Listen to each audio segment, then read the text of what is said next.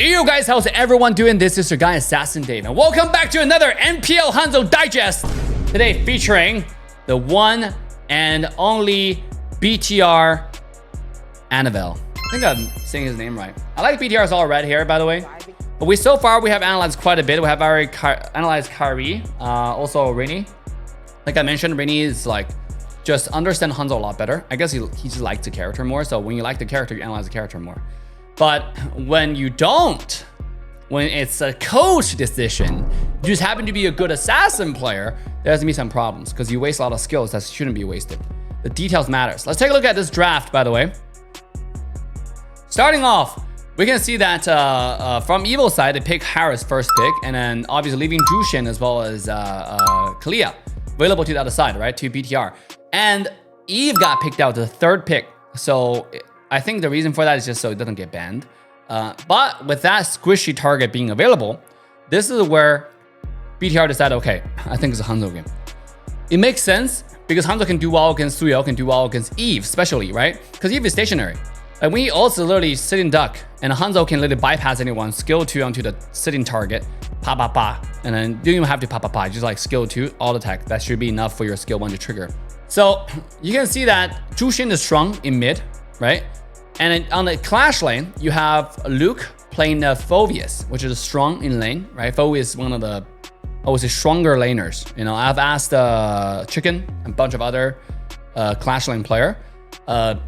You know, Phoveus is just one of those universally good character, right?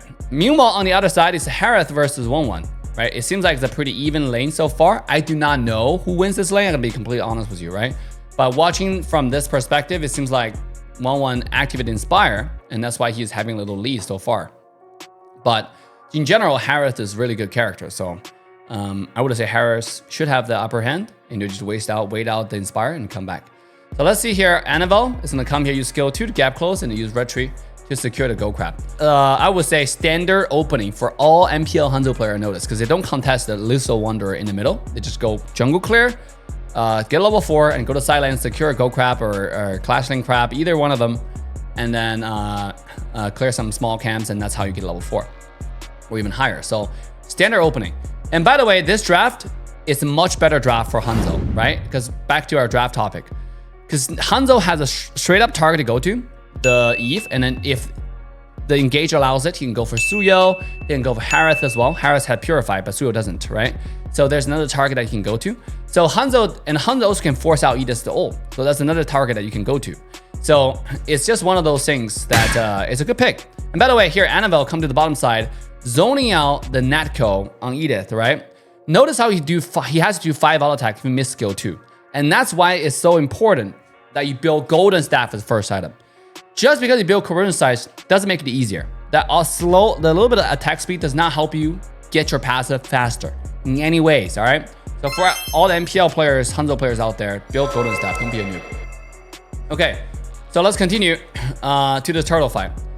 I would say, look at Luke and Finn's position. They're constantly zoning. He's constantly engaging because Luke, this character, Phoveus, is really strong early game.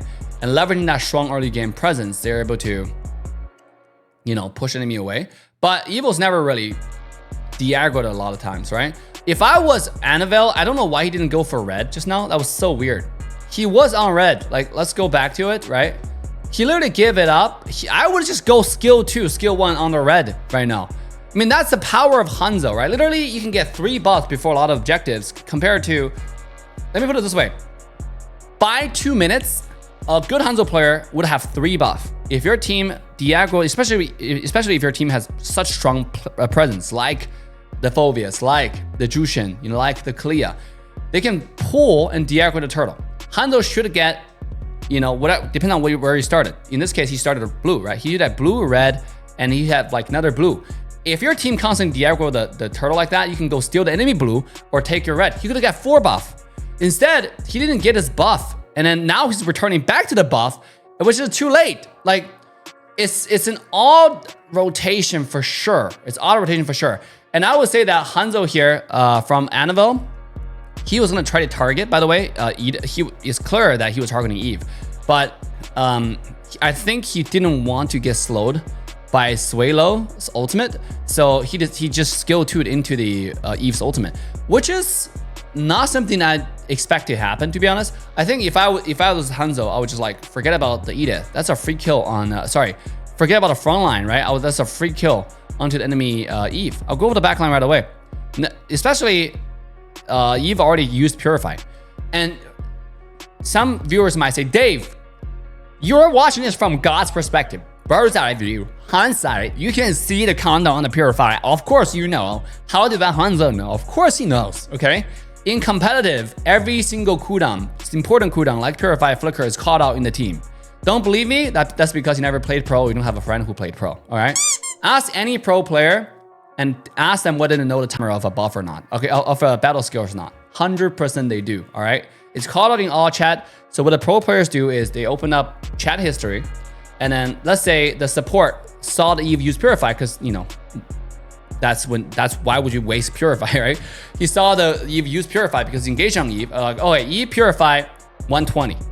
That means you're gonna write it like that, and that means like you just see it because it's listed in your chat history, and you can see, oh, or, you know, before 320, this guy won't have Purify. You can just engage. Let's take a look at Hanzo's engage right here. Skill 2 one more time, did not connect, but he is able to get 5 stacks onto Erland. Wasn't enough damage here. But to be honest, killing Harith with that much HP was kind of hard anyways. I would have waited a little bit more on skill 2. And you will notice that Annabelle was getting some kills from BTR, but it's not, those micro mistakes actually accumulated. And then they also started making some macro mistakes late game, which didn't, you know, pan out for them. So let's see. Annabelle, he has clear access to Eve, but he decided to go for Edith, which is quite interesting here. Means he didn't get anything out of it. Like, that's a kind of odd decision, right? Like, why would you pick Hanzo and not go for the backline? But his team is picking up the weight. He's literally, this is a Hanzo. This is what I call getting carried Hanzo, right? This is one of those. This is one of those Hanzos getting carried right now, I would say, right? Like, look at this team fight. He has clear access to Eve, right? He see where Eve is. Like right here, you clearly see where Eve is. And by the way, I wouldn't start off with skill 2 anyways. Like, why focus on Edith? Like, there's no reason to do that when you have clear access, because you should always scout the vision a little bit as Hanzo. Be patient. The key is to be patient with skill 2. And he wasn't. He just used it, you know, upon cooldown, and it wasn't doing too much. So he went to Edith eventually, but because he wasted skill 2, if the skill 2 touched Eve, and then he used skill 1 on top of it, he could be the person who killed Eve, right?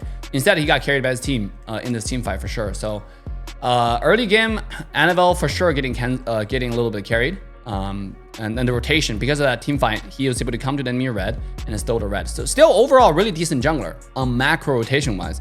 But I would say like a lot of Hanzo pick right now are coach decision in my opinion. I feel like it's not a passionate Hanzo pick, which is understandable, right? Again, it's understandable why that happens. Most of the picks, by the way, in competitive are not picks that the players wanted. Most of the picks in competitive are picks that the coach wanted, you know, but the player should be good at them. The thing is, there's a lot of times they don't have passion for it, they're just not good at them. For example, in an A situation, like I've noticed, including when I was playing pro, including the team that I was in, you got a lot of times that you know the character is meta, but the players simply don't have passions to play it. They will play it because the coach wants them to do it. There's just something different when they play it, right? Even a character can be as meta, as strongest character in the game, but if the player is not interested in it, they just can't optimize or demonstrate the power of this character. So let's continue. And let's take a look at this item build right now. Hanzo has level 1 boots. He's for sure not optimizing for movement speed, which is the core things for Hanzo, right? Hanzo's ultimate. Hanzo's a character. He has conversion size to DHS. Items are good, but not good enough. And there's no reason to go DHS ever, like in this game. Why are you going for Edith, number 1, right? You should ignore Edith because it's really hard to kill. You should go for someone like Harith, Eve, and Suyo. None of those characters require you to build DHS. How many times did he actually auto-attack enough DHS passive for DHS to be a good item? Guys, you can't just you gotta look at things like logically. Oh, well, pro player is picking it. It has to be a good item. I notice a lot of you come to my chat, come to my videos, and it's like, Dave, why don't you build DHS? Why don't you build Skypiercer?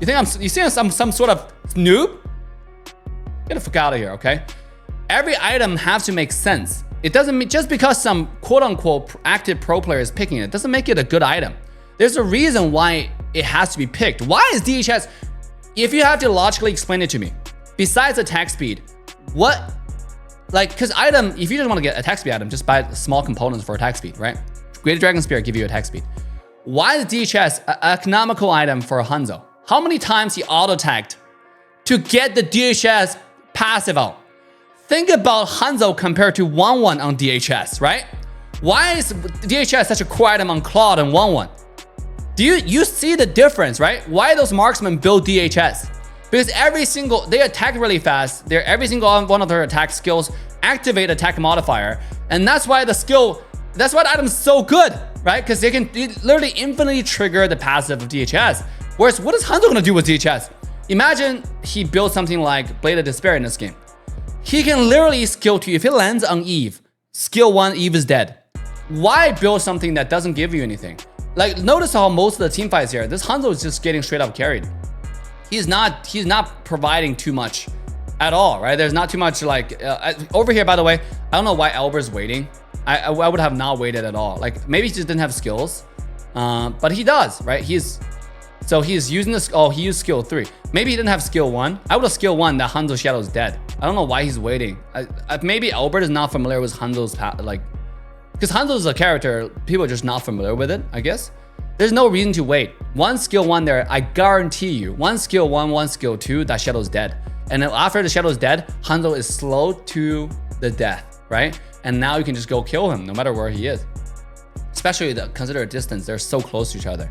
So this is just one of those games that, yeah, Hanzo got 2 kills, 3 kills already.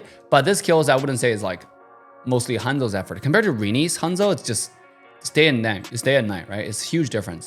So let's take a look at Hanzo right here. Use skill 2, come here, immediately waste skill 2 to nothing with it.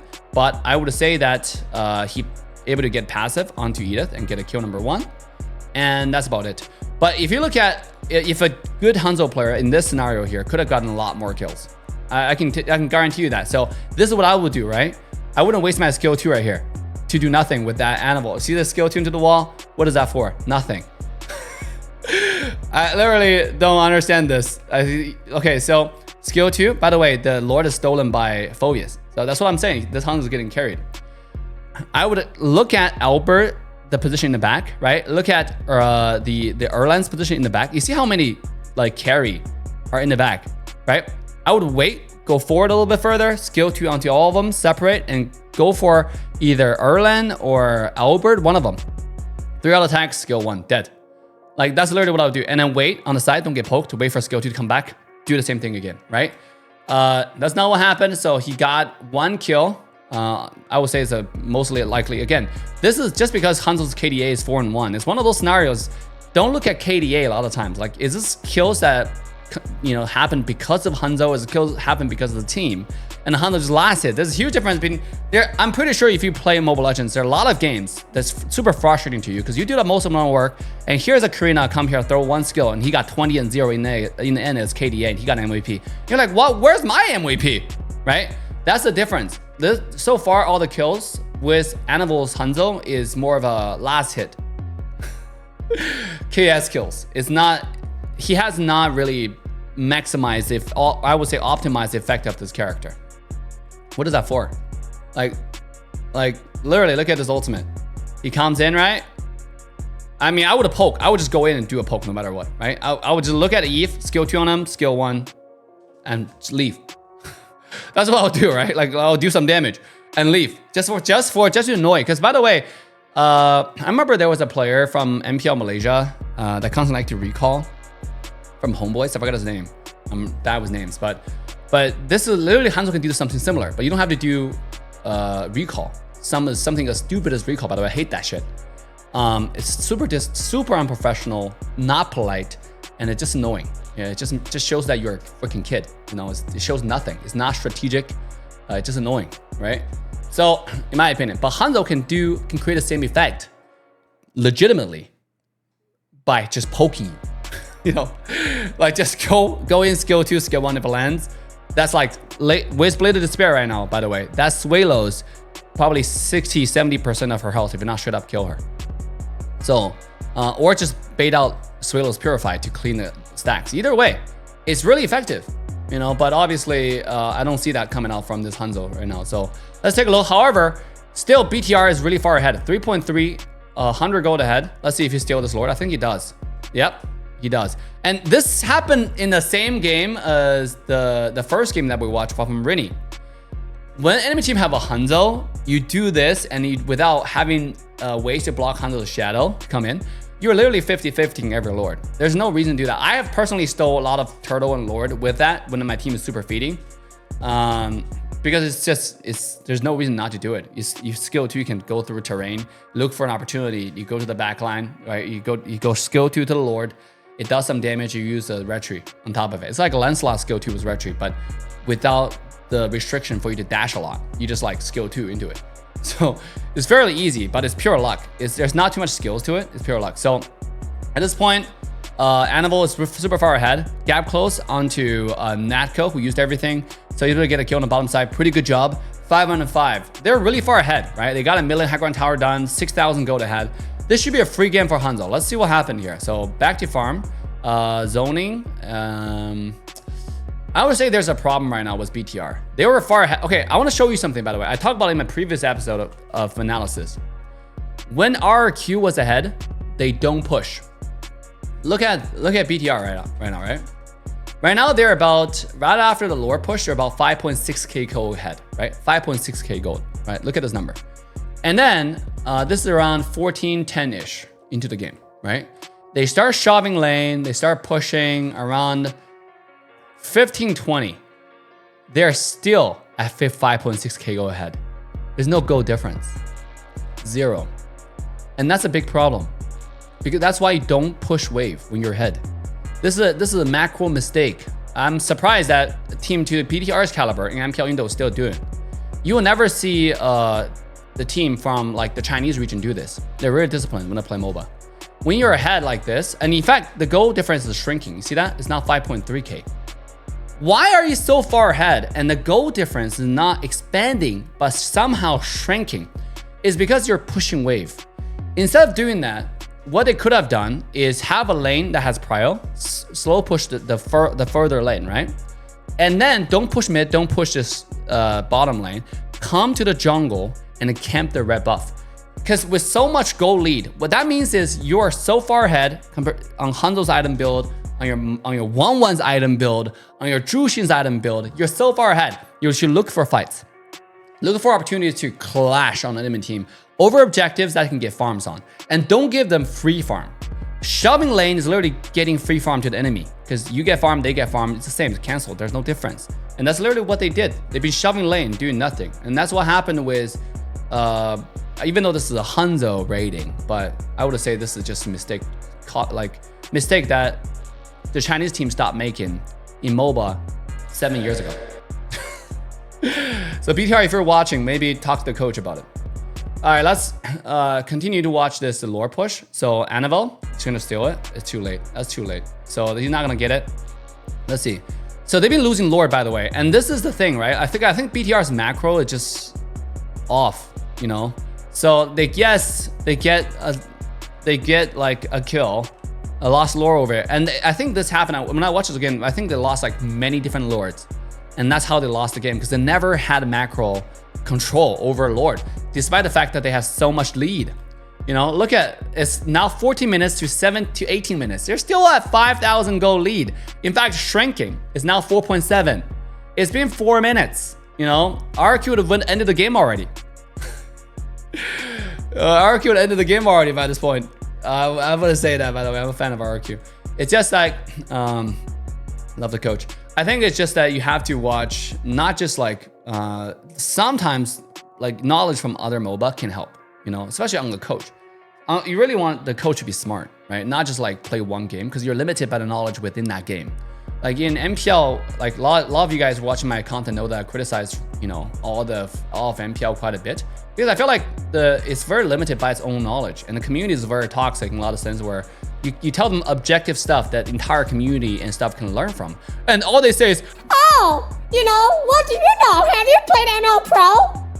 That's their only response. It's super criminal, you know. They don't want to learn. Yeah, what do I have to gain? What do I get to gain for saying this? Nothing. You know, there's literally, I'm neutral. There's nothing I gain from criticizing or praising one of the teams. In fact, you know, there's not a single penny in there. And in fact, the ML channel, after I came back, I mostly do it out of passion because it's fun to do. But so far, the content's made $60,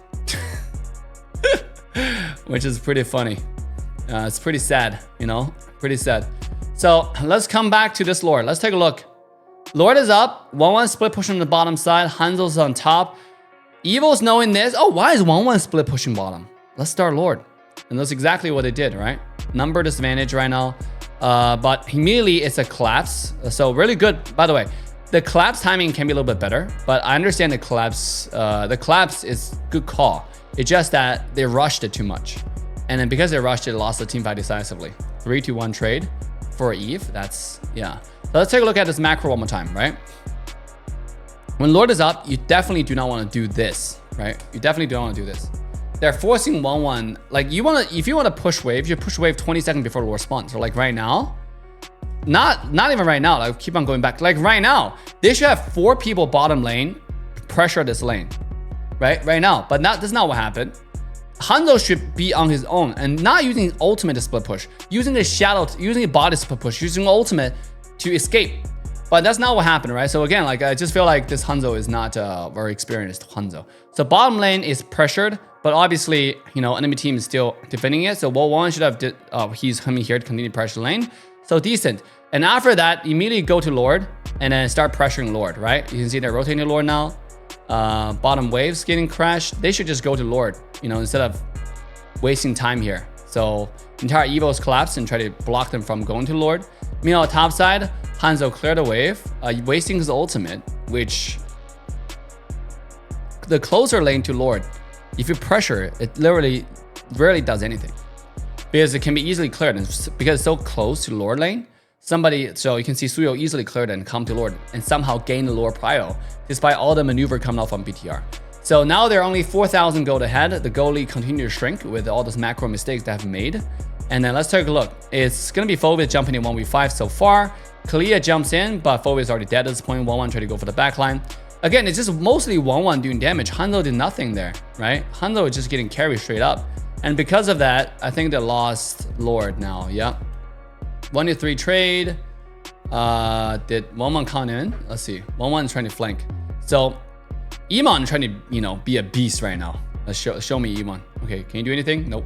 Just walks away. Han tried to steal Lord this time, but nobody's doing damage to it, and he couldn't get it. So Annabelle Hanzo, I'll rate it probably like around. Kyrie's Hanzo, I'll rate it around like, let's say 3. Annabelle's Hanzo is probably like 4. No, maybe 3.5. It's about the same. Actually, no, it's 3. Because I think it's either you know the character or you don't. And so far, like both players have demonstrated very little knowledge about this character. And on top of the fact that BTR's macro this game is pretty horrendous. So it's there are a lot of macro mistakes being made in general. So that's just not helping out, right? So without lore push, I think they lost the game here. Yeah, that's it. And Hanzo can do anything. So he finally died at 5-2 and 6. And that's how Evils won this game. So interesting game here, guys. What do y'all think about the? Let's take a look at a draft. Look at the item here. Look again. Hanzo build his. By the way, he built this item really late. He built a 4th item. He got DHS, Conversion Scythe, and then I think he got this one, Golden Staff, and then he went for Sea Halberd for anti-heal. That's also kind of weird, you know? Why would you build anti-heal in this game? For Katat? Like for who? Harith? Maybe Harith. So Harith didn't lifesteal, but he rarely went on Harith to begin with. Oh, also Edith. So like if you build anti-heal, that shows me where your priority is, right? Edith's lifesteal is insane, especially with Inspire turned on. So like, but obviously this guy doesn't have his flicker. Still, lifesteal is insane. So I think he built anti-heal for Edith, for Harith, and that's about it. because you're not gonna target a Gatot, right? Like, especially with you know, revitalization. So I don't know. I feel like this is one of those weird Hanzo games with weird rotations overall coming out from BTR. It's a really good team. I like the team, but a lot of mistakes in this game. What do y'all think, guys? What do you think about analysis? Leave a comment down below. Let me know. And I'll see you all in the next video. Bye for now.